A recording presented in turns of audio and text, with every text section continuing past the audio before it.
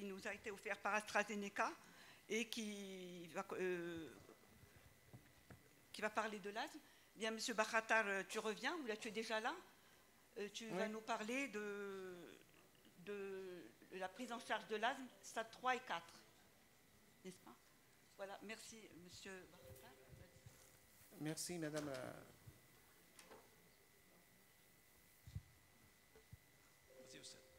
Je peux aller.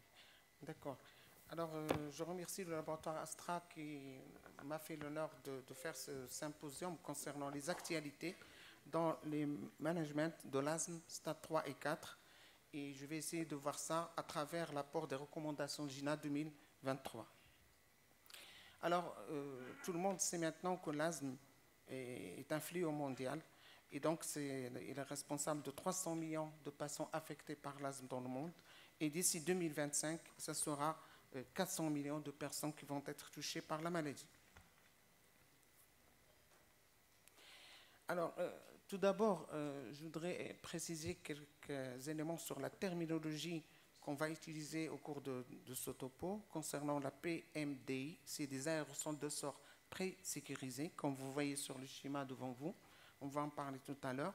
Vous allez entendre aussi certains mots barbares comme TSLP. C'est ce qu'on appelle la lymphopoïétine stromale thymique. Donc, on va en parler aussi. L'immunothérapie sublinguale, ça figure dans les tableaux. Le DPD, ça concerne les dipropionate de béclométhasone. Et le DPI, c'est l'inhalateur de poudre sèche, comme ce que vous voyez en bas de la slide. En bas. Alors, j'ai cherché dans la classification de la sévérité de l'asthme de façon plus précise. Est-ce qu'il y a un stade 3 et 4? Alors, tous les anciens GINA, ils ne mentionnent pas le chiffre, mais ils mentionnent asthme intermittent, persistant, léger et modéré et sévère. Donc, finalement, c'est entre le stade persistant léger et le stade persistant modéré où on peut se retrouver avec le stade 3 et 4. Et comme vous le voyez devant vous sur le plan symptômes et sur le plan exploration fonction respiratoire, les chiffres sont devant vous. Donc, c'est ce qu'on utilise chaque jour devant nous pour stadifier nos malades à la première consultation. Il ne suffit pas de stadifier les malades, mais par la suite, quand ils sont mis sous traitement, on parle actuellement du contrôle de la maladie asthmatique parce qu'il y a des asthmes qui sont classés par exemple stade 2, mais s'ils sont mal contrôlés, ils vont passer au stade 3 ou bien stade 4. Et donc, le contrôle de la maladie, il se fait 3 mois, 6 mois après avoir donné un traitement, notamment un traitement de fond. Et par la suite, donc, il faut classer ces malades.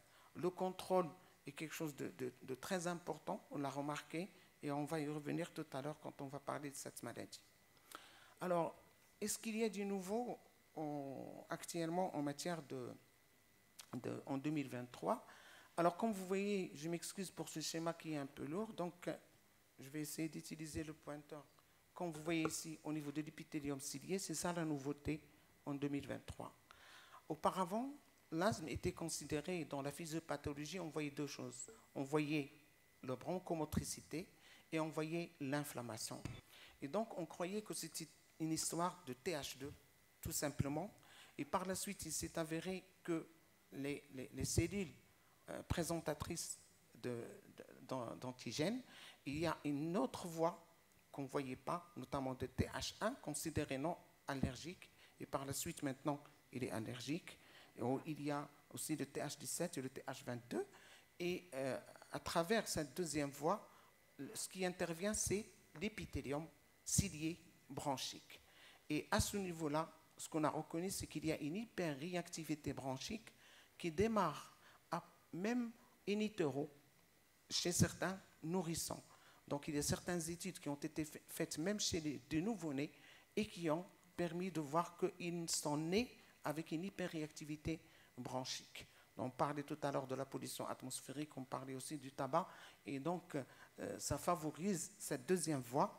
Et vous voyez déjà, je m'excuse, vous voyez déjà qu'il y a une proposition de traitement par le tezepelumab, donc qui s'adresse à ce genre de patients qui ont une hyperréactivité bronchique. Et donc l'idéal, si on veut traiter la maladie, actuellement, on parle qu'il faut traiter l'épithélium cilié et non pas attendre que la maladie se développe pour pouvoir agir sur les IgE ou sur les interleukines 4 et les autres interleukines. Donc vous voyez en rouge ces différentes biothérapies, chacun il agit à une voie, et maintenant la voie privilégiée qu'on espère traiter, c'est la voie au niveau de l'épithélium cilié.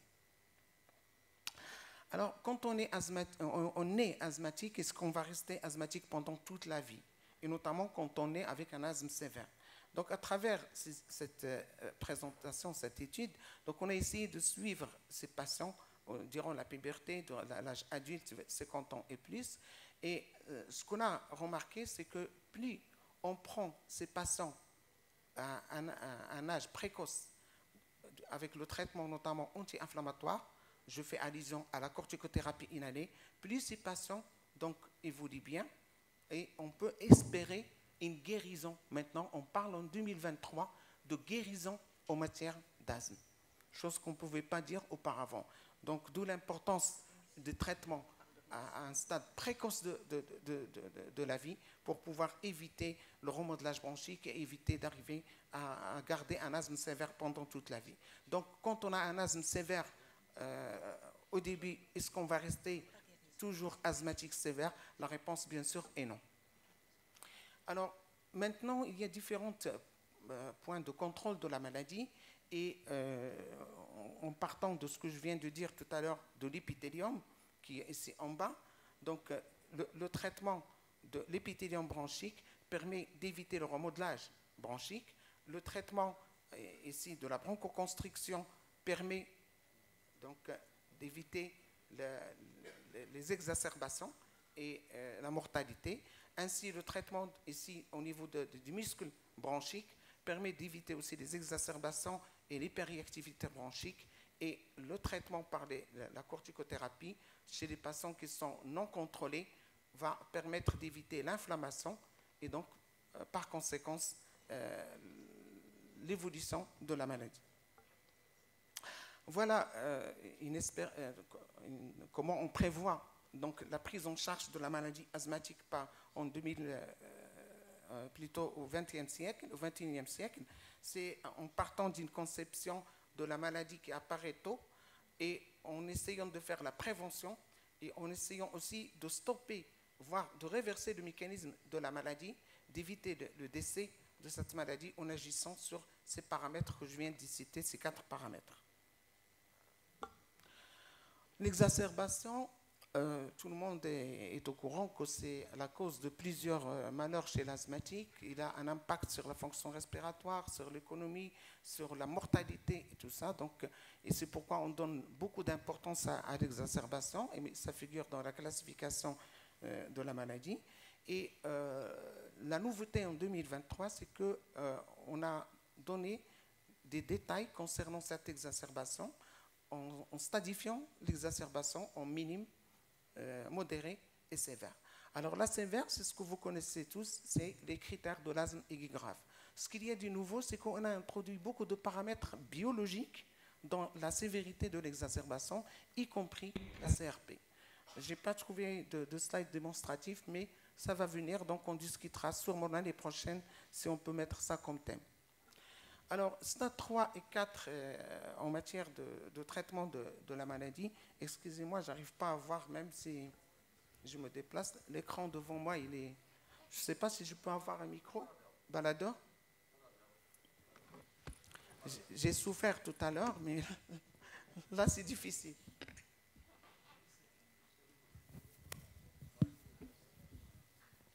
Merci, merci. Donc, vous voyez, la principale nouveauté ici en 2023 concernant donc la prise en charge de la maladie asthmatique stade 3 et 4, c'est ce qu'on voit ici, c'est le traitement de secours.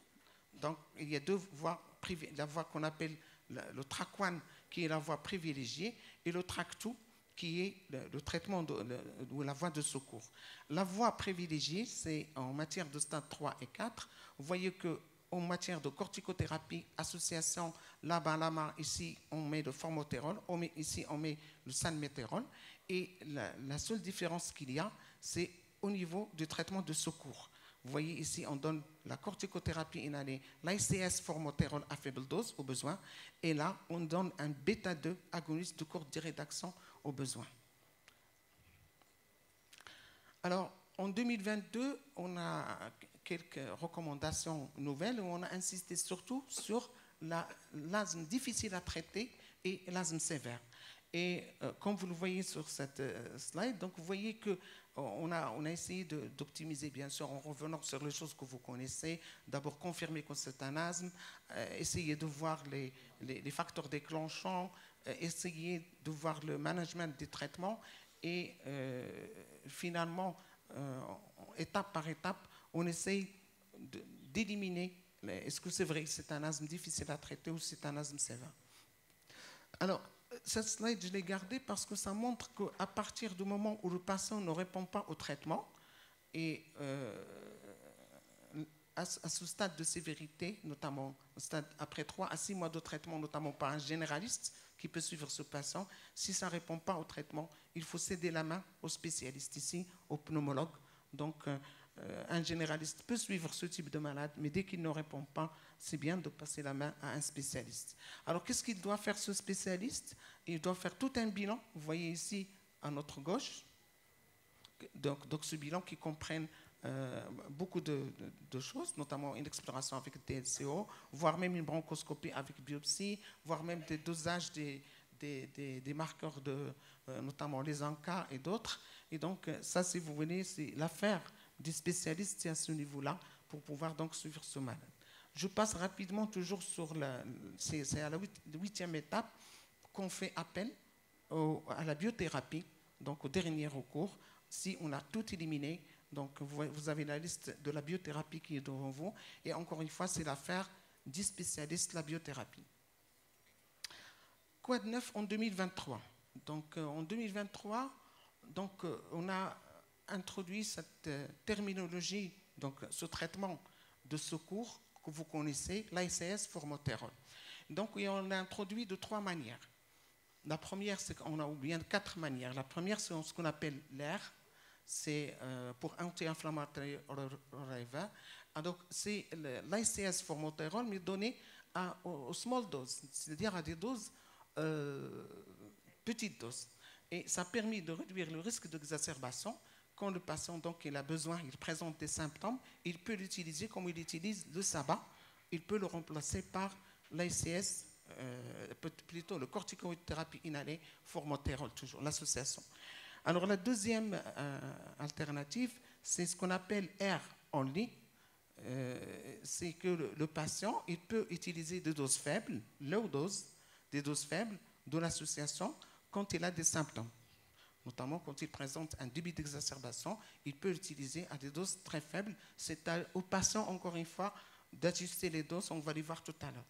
Et puis, il y a la stratégie MART, pour maintenance and-level thérapie, et qui donne aussi ce traitement en continu chez le patient, plus le même dispositif, il peut l'utiliser pour traiter la crise d'asthme.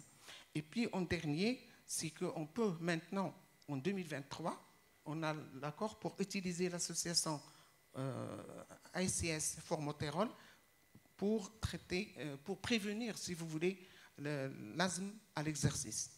Donc, ce qu'on utilisait auparavant, le SABA, actuellement, vous voyez que la prescription de l'association est large par rapport à ce qu'il était auparavant.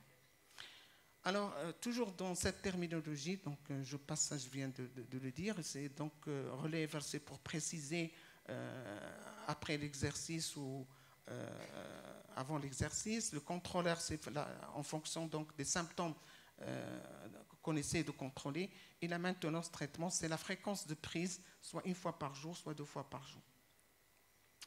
Alors, qu'en est-il donc chez, ça c'est l'adulte, vous voyez que je viens de détailler ici à ce niveau-là, donc le seul changement qu'on a ici dans la TRAC1, c'est de donner l'ACS formoterol ASNID, c'est-à-dire à la demande, et en bas, on privilégie donc le TRAC2, donc on donne soit au besoin ACS SABA, soit le SABA tout seul. Et donc, là, vous allez voir qu'en 2023, il y a déjà des produits où il y a l'association SABA, corticothérapie inhalée, et qui vont être même commercialisés au Maroc. Bon, il y a des gens qui sont réticents sur cette association. Ça, on peut le discuter si vous voulez dans les questions. Alors, voilà, le stade 3 et 4, vous voyez qu'on donne, donc, en plus du traitement de fond, on peut donner des doses faibles, ce qu'on appelle la stratégie R. Toujours dans le stade 3 et 4, donc c'est ce qu'on appelle, on donne l'ACS SABA ou le SABA tout seul, et cette fois-ci c'est à dose anti-inflammatoire. Donc on commence à parler d'anti-inflammatoire relève dans le Tracto, et ça c'est une nouveauté de 2023. Alors, toujours les études qui montrent que la supériorité, si vous voulez, de l'association, comme ce qu'on a ici en rouge, l'association bidisonide formoterol est largement supérieure dans la réduction des exacerbations sévères par rapport au formoterol qui est en bleu et par rapport aussi à la terbutaline, donc le SABA tout seul. Donc l'association est très bénéfique pour réduire le taux d'exacerbation sévère par rapport aux autres traitements. Cette slide, c'est pour montrer aussi que même en réduisant les doses de corticothérapie, ce qu'on a ici en bas, donc vous voyez albitérol, c'est l'équivalent c'est le SABA utilisé aux États-Unis, c'est l'équivalent de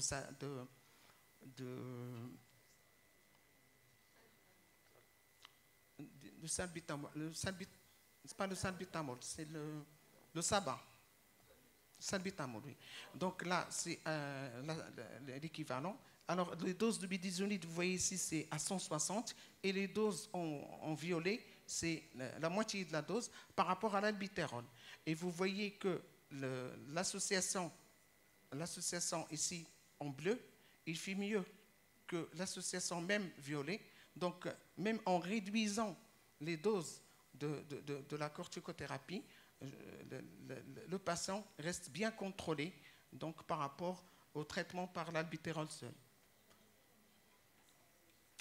Alors, pourquoi cette association ACS formoterol a été préférée par rapport, donc si vous voulez, pourquoi le TRAC 1 a été préféré par rapport au TRAC 2, ça c'est le GINA qui parle, c'est pas moi. Donc là, dans le STEP 1 et 2, on n'en parle même pas, parce que ça a été dit tout à l'heure par professeur Benis. Dans le TRAC 1 et 2, c'était une population qui a été oubliée.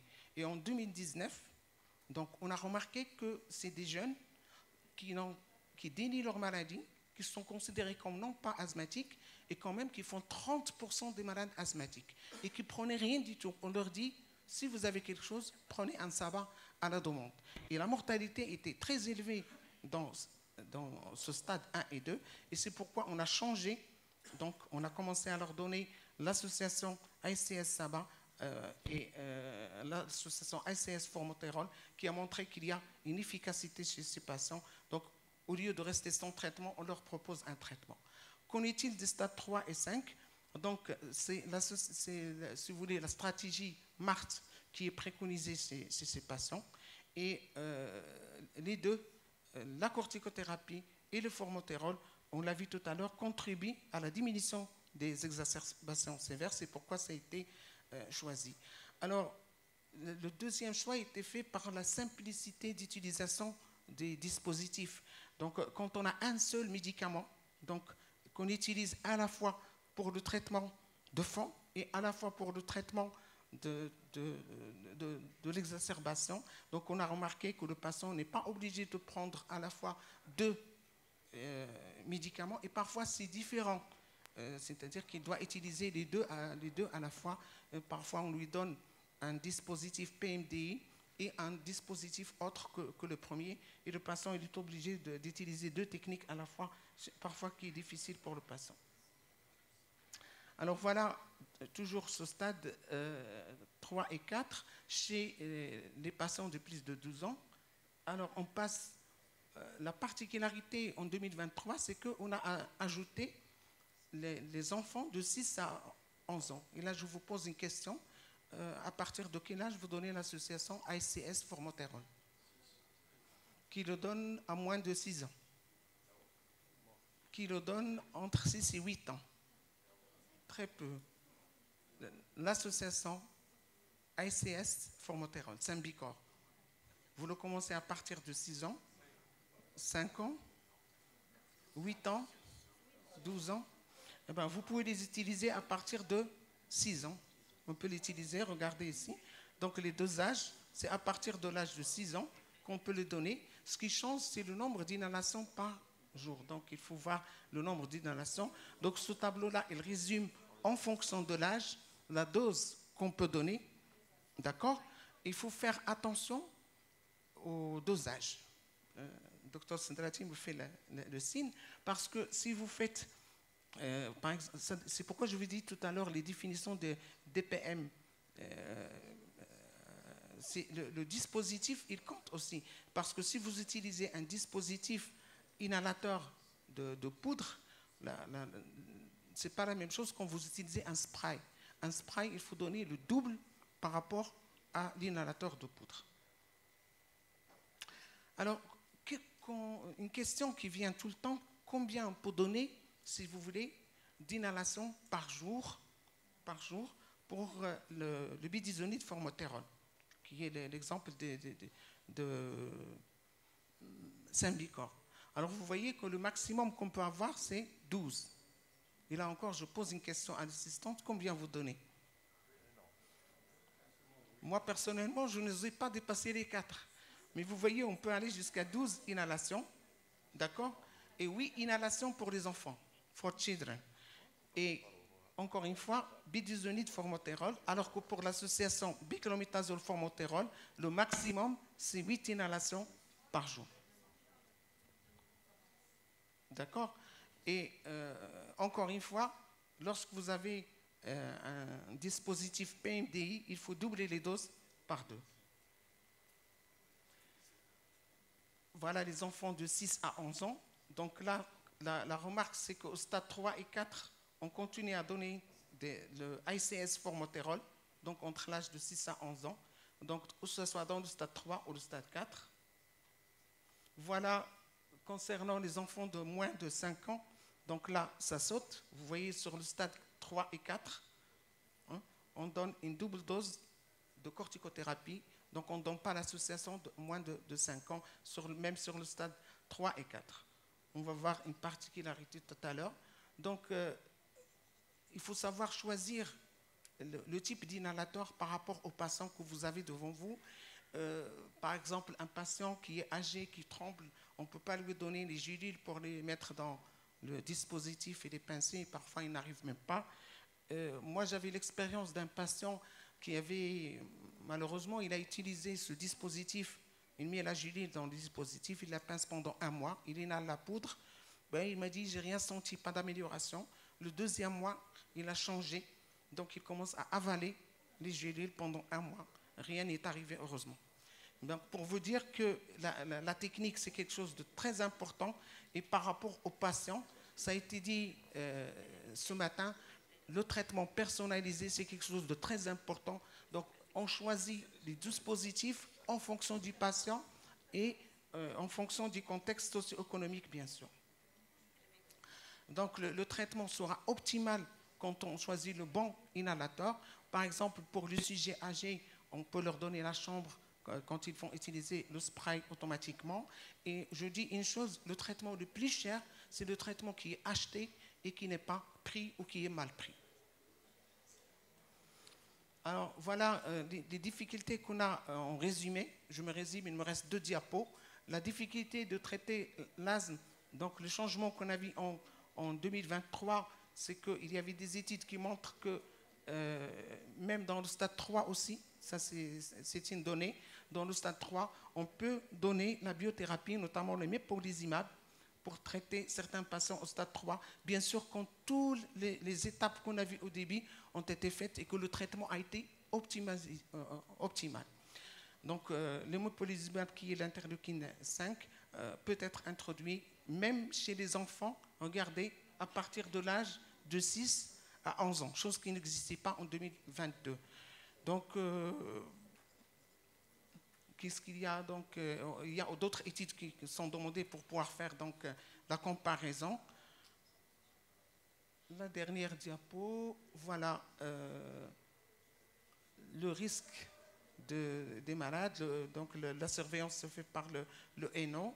Et j'ai laissé exprès en anglais parce que le professeur Bertal m'en a demandé l'année dernière. Mais moi-même, j'ai des difficultés maintenant pour les traduire. Donc, en conclusion, je pense qu'il n'y a plus de diapos. Donc, la journée mondiale de l'asthme, comme vous le savez, c'est le 2 mai. Donc, chaque année. Et pour cette année 2000. Oui? Premier mardi 2 mai. On est le premier mardi de chaque mois de mai. Pour 2023, c'était le 2 mai. Et le slogan, c'était un traitement pour tout le monde. Donc, Asthma Care for All Patients. Et je vous remercie. Bravo, professeur Bakhatar. Je pense qu'on va se permettre quelques petites questions. L'assistance, est-ce que vous avez des questions? Professeur. Vas-y.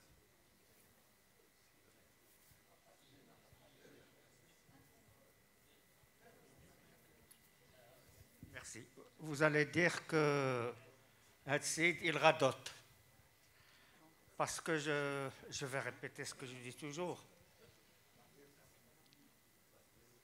Le premier GINA date de 1993. Le deuxième GINA, dans le comité du premier GINA, il n'y avait pratiquement que des Américains et des Européens. Dans le deuxième, en 1995. En 1995, dans le deuxième, il y avait M. Bertal.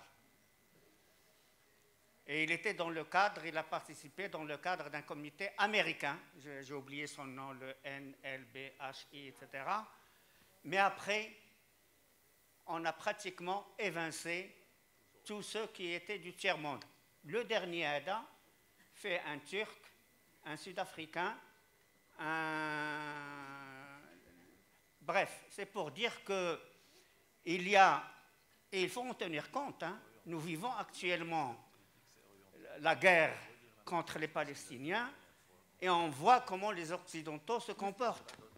Et ils se comportent pratiquement de la même façon dans le domaine médical. Et c'est essentiellement l'intérêt des laboratoires qui joue. Dans l'avant-dernier, mais l'avant-dernier, il y avait une grande majorité d'Australiens. Et ces Australiens, ce sont eux qui avaient fait les travaux de recherche sur le SMART. Et le MART actuellement était appelé SMART. Ils ont enlevé le S, puis ils ont dit on va le remettre pour telle raison, et en fin de compte, ils l'ont enlevé. Et il leur a fallu 10 à 12 ans pour imposer ce qui a été fait en 2022 et en 2023, c'est-à-dire faire admettre par l'ensemble du comité la nécessité d'utiliser l'association budesonide de formoterol dans le traitement formotérol, dans le traitement des crises d'asthme ou des exacerbations. Alors que moi j'ai toujours dit que c'est un peu aberrant. Ce n'est pas nécessaire. D'ailleurs, dans le dernier, il part d'utiliser des sabbats au lieu du formoterol. Qu'est-ce que je veux dire? Je veux dire, ben là, j'ai l'impression que ça se complique avec les années. Dans le GINA. M. Bertal disait toujours, il a tout à fait raison, je le dis aux plus jeunes, le GINA n'est pas le Coran, ni la Bible, ni rien du tout. Il faut le prendre tel qu'il est. Il faut, et surtout, si vous avez le temps, allez étudier les articles qui sont donnés en référence. Et vous trouverez parfois des contradictions chez les mêmes auteurs entre ce qu'ils ont publié dans une revue scientifique et entre ce qu'ils ont dit dans le... Je radote un petit peu, mais c'est quelque chose qui me tient à cœur et je pense qu'il faut en tenir compte. Bien, monsieur. Je peux répondre? Quand j'étais jeune, je vous voyais parler dans les congrès. Et moi, j'ai 20 ans quelques jours. J'ai 20 ans quelques jours à Severtal. Et quand je voyais le professeur Nice parler comme ça, je me suis dit, mais il y a l'évidence base de médecine, des gens ils font des études comme ça. Mais là, quand j'ai 30 ans de pneumologie, je vous dis, vous avez tout à fait raison. Il y a une pression des labos, qu'on le voit ou pas, il y a une pression des laboratoires, il y a un lobbying des laboratoires. Certes, il est là. Mais pour nous, on prend les choses qui sont bonnes et on laisse les choses qui sont mauvaises. Parmi les choses qui sont bonnes, c'était on laissait des malades mourir sans traitement. Maintenant, on a le choix. Et d'ailleurs, Gina, il le dit à la fin. Il vous dit, prenez ça en considération en fonction du contexte socio-économique du pays. Chaque pays doit développer ses propres recommandations. Et là encore, c'est à nous. On a fait le travail avec vous et M. Bertal en 1995.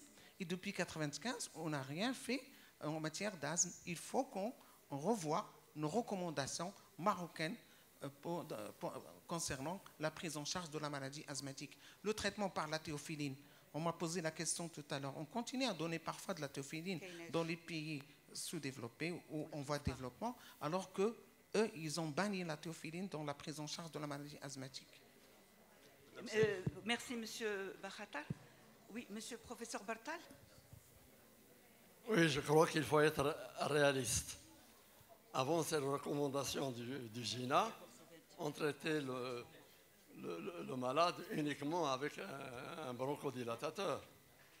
Et les corticoïdes, par voie orale ou injectable, n'étaient nécessaires qu'au cours d'une crise d'asthme aiguë. Je crois qu'il faut être réaliste encore une fois. On a vu beaucoup d'asthmatiques de ce temps-là qui ont évolué favorablement, sans qu'on soit obligé de recourir à la combinaison bronchodilatateur et corticoïde. Donc, cela dépend des cas. Cela dépend des cas. Bien. Merci, M. Bertal. Effectivement, comme vous avez dit, le GINA, c'est un consensus. Et puis, exactement. C'est un consensus et c'est très bien précisé qu'il doit être adapté en fonction du pays qui l'utilise. Donc, on ne peut pas faire nous-mêmes des études basées sur la réalité quotidienne. On est obligé de s'informer, de voir ce qui se passe ailleurs et d'essayer de copier ce qui se passe ailleurs. C'est la réalité. En tout cas, notre préoccupation, notre objectif et notre espoir en tant que praticien, c'est d'avoir le contrôle de l'asthme. Malheureusement, pas seulement chez nous au Maroc, mais à travers tout le monde, il est établi que jusqu'à ce jour, malgré tous les moyens dont nous disposons, malgré toute l'éducation thérapeutique, on n'arrive pas à avoir un contrôle de l'asthme qui dépasse, dans le meilleur des cas, 50%. Alors, si bien qu'on a peur des exacerbations qui sont très fréquentes. Et un malade qui est en exacerbation, son but, dans l'immédiat, c'est d'être soulagé. Donc, il va tout de suite se précipiter sur quelque chose qui va le soulager, c'est-à-dire le sabbat. Et on sait aussi que les sabbats sont dangereux. Je pense que c'est ça, il faut le savoir et il faut sortir avec ça. Utiliser le sabbat seul est dangereux. Peut-être avec la MART, on est un petit peu protégé dans la mesure où nous avons dans le même device à la fois le corticoïde et le LABA. Et heureusement, il y a actuellement aux États-Unis un produit qui existe déjà en vente. C'est dans un seul device, sabbat plus corticoïde inhalé. J'espère qu'il va rentrer au Maroc. J'espère qu'il va rentrer bientôt. Bien. Bientôt. Voilà, c'est la fin de la session. Merci beaucoup au professeur Bakhatar. Merci à la SMMR. Merci au laboratoire. 5h30 la reprise. Merci.